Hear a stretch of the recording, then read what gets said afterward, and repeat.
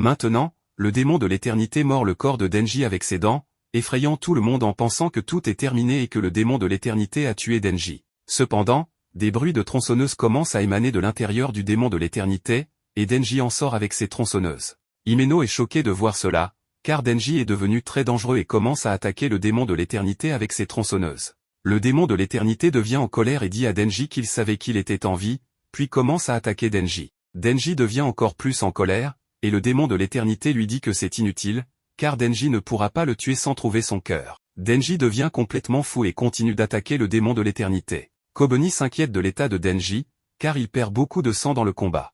Pendant le combat, le démon de l'éternité blesse l'épaule de Denji et lui dit qu'il est maintenant beaucoup plus faible. Denji, en grande douleur, attaque encore avec ses tronçonneuses. Cependant, le démon de l'éternité l'attrape de tous les côtés, et Denji ne peut plus se défendre. Il a perdu beaucoup de sang, et ses tronçonneuses ne sortent plus. Le démon de l'éternité rit de Denji, affirmant qu'il a échoué. Soudain, Denji commence à boire son propre sang, ce qui fait ressortir à nouveau ses tronçonneuses. Il dit au démon de l'éternité que même si son sang a un goût dégoûtant, le voir souffrir le rend doux comme de la confiture de fraises.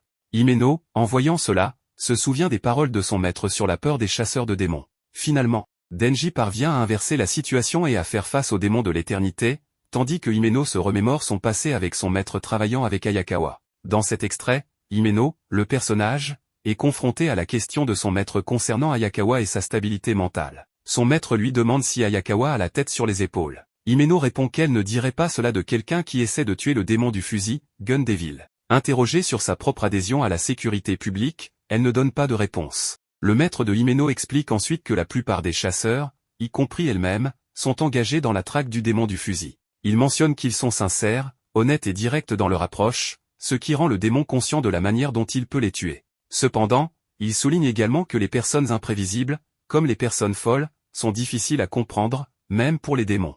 Malgré la situation sérieuse, le maître de Himeno est en train de boire pendant cette conversation, ce qui suscite des commentaires de la part de Himeno sur sa consommation excessive d'alcool. Son maître explique que pour rester sain d'esprit, il faut parfois se libérer un peu chaque jour. Le maître de Himeno fait référence au fait qu'elle continue de visiter la tombe de son partenaire décédé chaque mois, soulignant que ses vis sont toujours bien serrées. Il suggère ensuite à Himeno d'endurcir rapidement Ayakawa, sinon il finira par laisser sa peau lorsqu'il sera dans la ligne de mire du démon fusil. Plus tard, Himeno, préoccupé par le sort de Ayakawa face au démon du fusil, lui propose de quitter le secteur public pour le secteur privé, mentionnant une offre généreuse. Cependant, Ayakawa décline l'offre, indiquant qu'il n'a aucune intention de passer au secteur privé. La scène se termine par Himeno se sentant un peu triste après le refus de Ayakawa. Elle demande une cigarette à Ayakawa, soulignant son inquiétude quant à sa sécurité si jamais il affronte le redoutable démon du fusil. Dans le présent, Denji continue d'attaquer le démon de l'éternité, mais après un combat prolongé, il a perdu beaucoup de sang et tombe au sol. Le démon de l'éternité pense que Denji est mort, mais Himeno l'aide à se relever. Denji déclare au démon de l'éternité qu'il l'a coupé et qu'il a bu son sang pour se soigner. Il continue à attaquer le démon de l'éternité, affirmant que le prix Nobel lui revient. Himeno est choquée de voir Denji se battre de cette manière, n'ayant jamais vu personne aussi fou. Elle pense peut-être qu'il pourrait tuer le démon du fusil, mais tuer le démon de l'éternité n'est pas aussi simple. Denji doit continuer à se battre sans relâche. Pendant ce temps, l'état de tous les autres personnages n'est pas bon, car ils n'ont jamais fait face à une telle situation auparavant. Himeno s'approche de Ayakawa, qui vient de reprendre ses esprits. Elle lui explique qu'il a été poignardé il y a environ 3 jours. Elle propose d'aller boire après tout cela et s'endort à côté de Ayakawa. Cependant, Ayakawa est surpris de constater que tout n'est pas encore terminé. De son côté, Denji finit par découvrir le point faible du démon de l'éternité, son cœur. Malgré sa condition, Denji s'amuse encore, comparant la situation à être dans une piscine. Il tue finalement le démon de l'éternité en lui arrachant le cœur. Après la victoire, Denji sort de l'hôtel avec tout le monde, mais il remarque le silence et l'absence de personne autour. Denji montre ensuite à tous un morceau de la chair du démon du fusil qu'il a obtenu. Cela suscite des sentiments de satisfaction chez Denji. Cependant, il s'évanouit soudainement, mais Himeno le sauve de la chute, expliquant que cela a du sens car il a combattu les démons sans dormir. Elle demande ensuite à Hirokazu et Kobeni de retourner au bureau et de se signaler, tandis qu'elle décide d'emmener Denji et Ayakawa à l'hôpital. Cependant, Hirokazu et Kobeni se sentent désolés car ils ont tous deux essayé de tuer Denji. Après quelques jours, Ayakawa est venue à un endroit pour enquêter avec Himeno.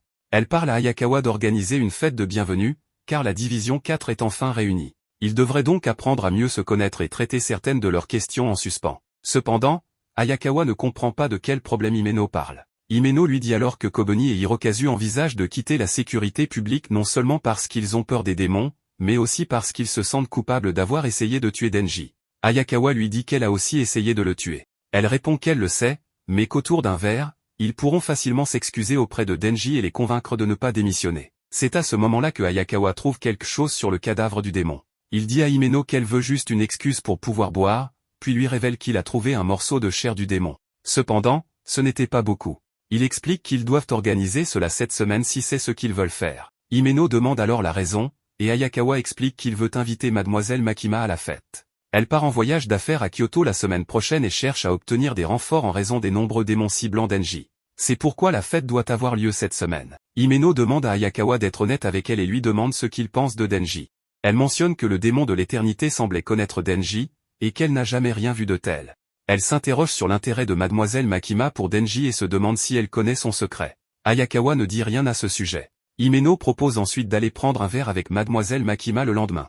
Le lendemain, tous les membres de la division 4 se réunissent pour la fête. Là où tout le monde était en train de savourer de la bière, en plus de cela, de nombreux plats délicieux étaient également disposés devant eux, ce qui rend Denji et Power très heureux. Ayakawa profitait également de la bière, et après un certain temps, Kobeni arrive et mentionne qu'elle s'est un peu perdue. Un chasseur de démons l'appelle, et on peut voir que Makima est la seule qui est absente pour l'instant. C'est à ce moment-là qu'Himeno annonce qu'elle sera en retard aujourd'hui. Kobeni est également très heureuse de cette fête car elle n'a jamais eu quelque chose d'aussi bon auparavant. Les chasseurs de démons assis à côté d'elle lui disent de bien se remplir l'estomac, car elle envoie la plupart de son salaire chez elle. À ce moment-là, Power prend une assiette de poulet frit. Ayakawa demande à Fushi pourquoi il n'a pas amené son possédé, à quoi Fushi répond qu'il n'est pas gérable en public et fait remarquer que Power est très gérable. Denji commence également à regarder le menu pour commander sa nourriture préférée, mais soudain, il se souvient du baiser. Il demande à Himeno à ce sujet, à quoi elle répond qu'elle est trop sobre pour le faire maintenant, alors elle lui demande de le laisser boire un peu plus, et ils en reparleront après. Ensuite, elle demande à Denji s'il la pardonnera d'avoir essayé de le tuer, ce à quoi Denji pardonne immédiatement. L'homme assis à côté de lui dit que c'est une fête de bienvenue pour les débutants, alors il les demande de se lever et de se présenter, en disant leur nom, leur âge et parler de son contrat avec leur démon. Cependant, Ayakawa interdit à Denji de révéler publiquement son contrat avec le démon car il ne devrait pas le partager avec quelqu'un en qui il n'a pas confiance. Himeno tire alors Denji vers elle, et un autre chasseur de démons dit qu'elle veut en savoir plus sur ses passe-temps. Denji se présente en disant qu'il a 16 ans et que ses passe-temps sont manger et dormir. Tout le monde est choqué d'entendre cela car Denji est encore très jeune. Himeno commence à lui demander s'il boit de la bière, et Denji dit qu'il prend du thé. Ensuite, Hirokazu se présente également et a un contrat avec le démon renard. Denji est un peu surpris d'entendre cela, car c'est le même démon que Ayakawa. Ayakawa explique ensuite que le démon renard est amical envers les humains, c'est pourquoi il a des contrats avec de nombreux chasseurs. Ensuite, Himeno explique que le démon renard n'accepte que les gens attirants pour lui parler. Kobeni se présente également, mais elle ne révèle pas son contrat avec le démon car c'est un secret. C'est alors que Himeno commence à interroger Fushi sur ses débutants, à quoi Fushi répond que c'est triste qu'ils aient été tués hier. Kobeni est très effrayé en apprenant cela. Hirokazu demande à Fushi si les gens meurent vraiment aussi souvent, à quoi un chasseur de démons répond que la sécurité publique traite les démons trop durs pour le secteur privé. Un autre chasseur dit que de toute sa promotion, il n'y a plus qu'elle qui soit encore en vie dans le public. Himeno commence à dire que Denji ne va pas mourir parce qu'il veut un baiser. En entendant cela, un chasseur de démons dit que Himeno devient vraiment amical quand elle est ivre. Alors il est assez sûr qu'elle a embrassé tout le monde ici, sauf les débutants. Denji est choqué d'entendre cela de lui. C'est alors que Himeno commence à boire plus de bière, ce qui rend ses lèvres très juteuses. Voyant cela, Denji commence à dire qu'aujourd'hui est le jour de son premier baiser. Mais Makima est aussi arrivée et elle commence à demander à Denji à ce sujet. Ensuite, Ayakawa offre à Makima une place, et Makima demande à Denji s'il embrasse quelqu'un. Denji ne lui dit rien à ce sujet, mais Himeno le dit quand même. Denji ne veut toujours pas que Makima le voie embrasser Himeno, mais il veut quand même un baiser avec la langue. Maintenant, il décide de changer de sujet et raconte à Makima ce qu'il a obtenu du démon du fusil, à quoi Makima dit qu'elle en a entendu parler et que c'est très impressionnant.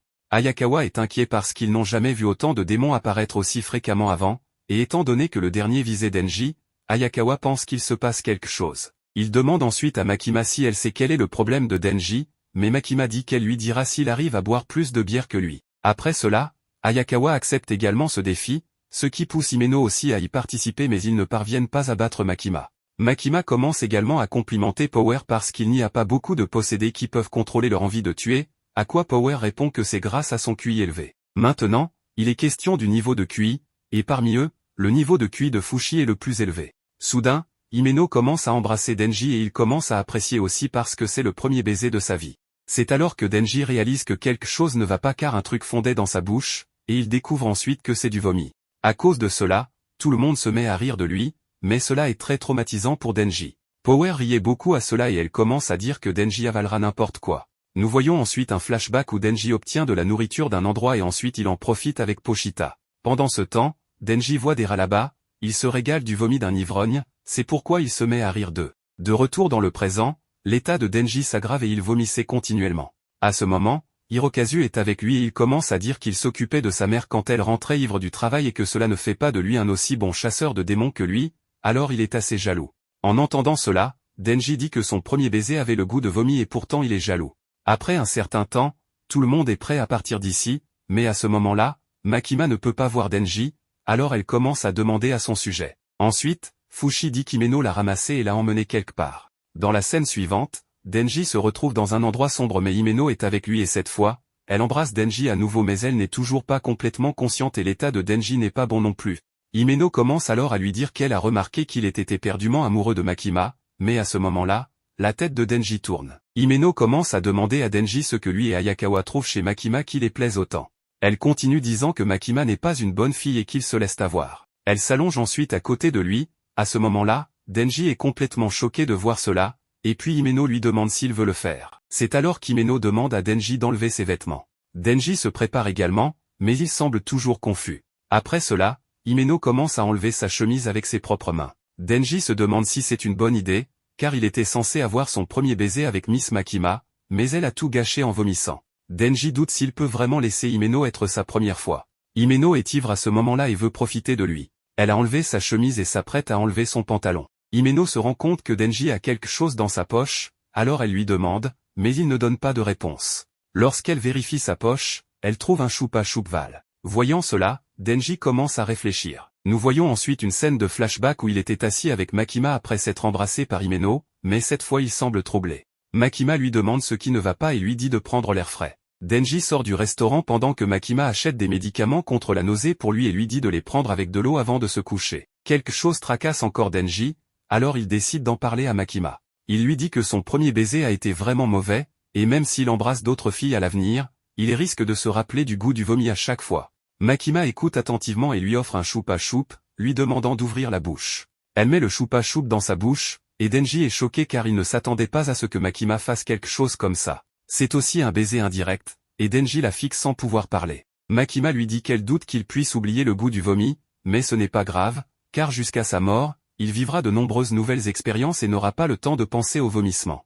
Elle lui dit que c'est pour son premier baiser indirect et que cela a le goût d'un choupa-choup à la cola. Dans la scène suivante, nous voyons qu'il a toujours gardé le choupa-choup avec lui. En dehors de cela, il a également refusé de faire l'amour avec Himeno. C'est pourquoi Himeno est allongé seul sur le lit tandis que Denji lui-même est allongé par terre. Mais à ce moment-là, il se souvenait aussi de Pochita. Il s'excuse également auprès de lui car il voulait probablement marquer, mais Denji veut que la première fois soit avec Mademoiselle Makima. Donc, jusqu'à ce qu'il tue le démon pistolet, il ne peut pas le faire. Le lendemain, Himeno se réveille avant Denji alors que Denji dormait encore. Elle le réveille et lui demande de venir prendre le petit déjeuner. Dans la scène suivante, Denji prend son petit déjeuner avec Himeno. Il regarde les gens tout en prenant son petit déjeuner, ce qui lui fait beaucoup apprécier cette expérience. Himeno dit à Denji qu'elle était tellement ivre hier soir qu'elle s'est évanouie, en plus, elle ne se rappelle de rien.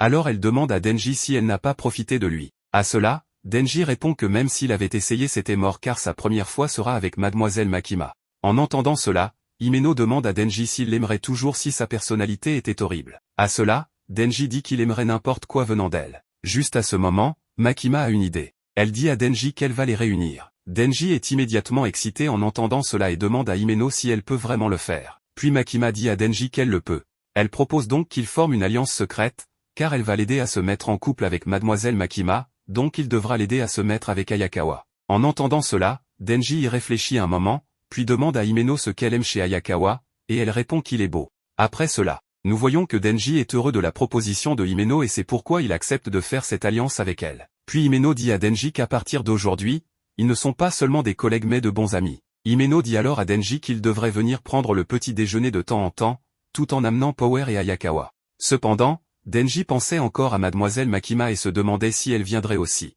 Dans la scène suivante, nous voyons un train dans lequel Makima se rendait à Kyoto et cette fois, elle a un partenaire avec elle. Makima demande à son partenaire quand ils sont censés arriver à Kyoto. Son partenaire lui dit alors que cela prendra environ 30 minutes pour y arriver. Pourtant, Makima pense acheter un déjeuner à la gare, à quoi son partenaire dit qu'elle a un déjeuner de travail. Makima dit alors qu'elle s'assurera d'avoir faim à nouveau d'ici là.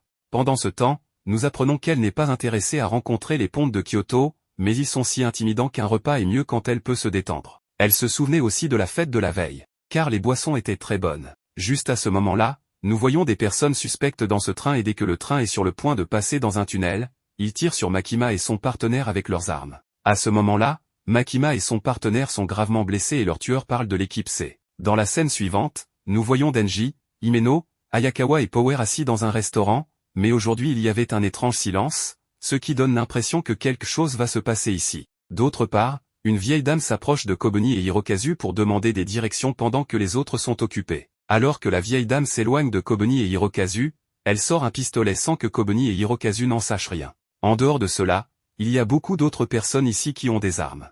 Juste à ce moment-là, la vieille dame tire sur Kobuni et Hirokazu. Pendant ce temps, Denji entend un bruit mais personne n'a d'idée sur les coups de feu, c'est pourquoi personne n'y prête attention et il pense qu'il y a peut-être un festival aujourd'hui. Power demande à Himeno si elle et Denji n'ont vraiment pas couché ensemble la nuit dernière, à quoi Himeno dit à Power que Denji est plus gentleman qu'elle ne le pensait. Soudain, une personne inconnue leur dit qu'il est étonné qu'ils puissent manger des ramens à ce stade, puis il leur demande si les goûts ne les dérangent pas, mais aucun d'eux ne connaît l'homme. Denji dit qu'il aime cette nourriture, mais Power lui interdit avec colère de lui parler si familièrement. L'homme inconnu dit alors qu'ils ne peuvent pas distinguer le bon du mauvais en matière de nourriture car ils mangent des saletés dès leur plus jeune âge. Ils sont donc obligés d'avoir mauvais goût une fois adultes et il est difficile d'être heureux avec un mauvais goût. À cela, Power dit avec colère qu'elle est parfaitement heureuse. L'homme inconnu commence alors à dire que son grand-père était l'homme le plus gentil du monde et qu'il l'emmenait dans des endroits chics avec de la très bonne nourriture. Mais Denji et ses compagnons essaient d'ignorer les paroles de cet inconnu. Il commence à dire qu'il était un yakuza mais qu'il était quand même un chic type. On aurait pu l'appeler un mal nécessaire mais il n'a tué qu'une poignée de femmes et d'enfants.